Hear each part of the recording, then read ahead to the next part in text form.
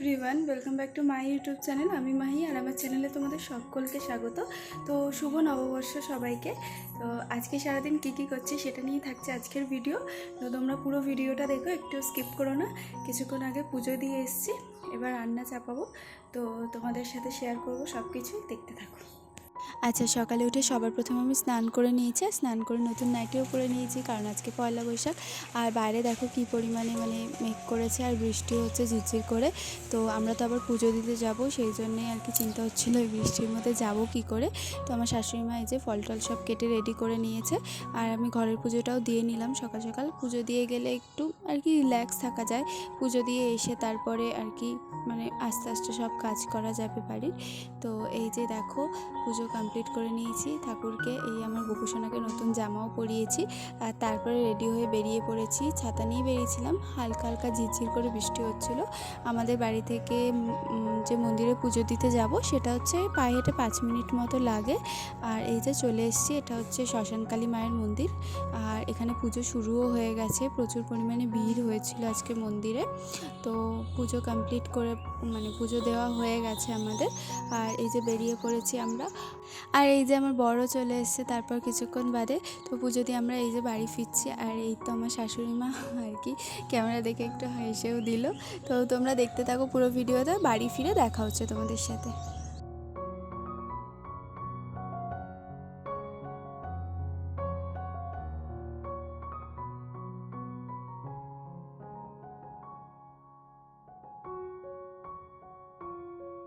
তারপর এই যে বাড়িও চলে এসেছি। আর তোমরা পয়লা বৈশাখকে কীভাবে কাটালে, কেমন করে কাটালে আমাকে অবশ্যই কমেন্টে জানিও। তো বাড়ি এসে একটু টিফিন করে নিলাম। আর তারপর আজকে আমার শাশুড়ি মা যেহেতু উপোস করেছিলেন, হরিশ মঙ্গল চণ্ডীরও উপোস করেছিলেন, তো ওনার জন্য একটু সাবু মাখাও করেছিলাম। এই যে সাবু মাখা করে তারপরে আর কি রান্না চাপাচ্ছি। তো দেখো পুরো ভিডিওটা।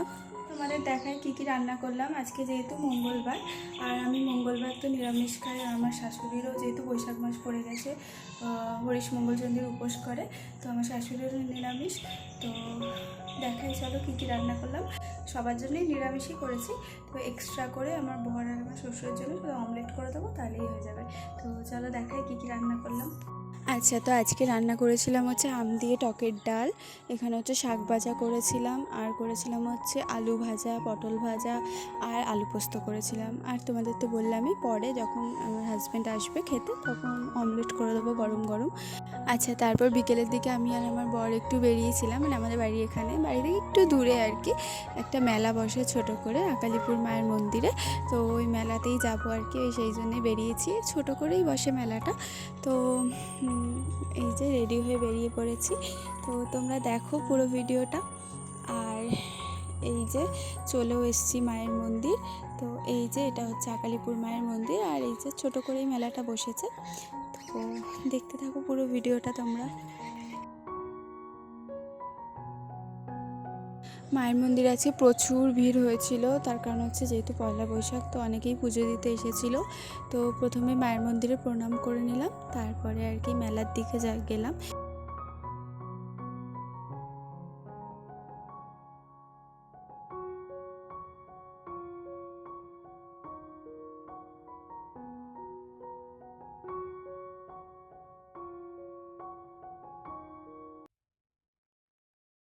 তো চলো তোমাদের মেলাটা ঘুরে ঘুরে দেখাই, আর মেলায় কী কী খেলাম সেটাও দেখো তোমরা।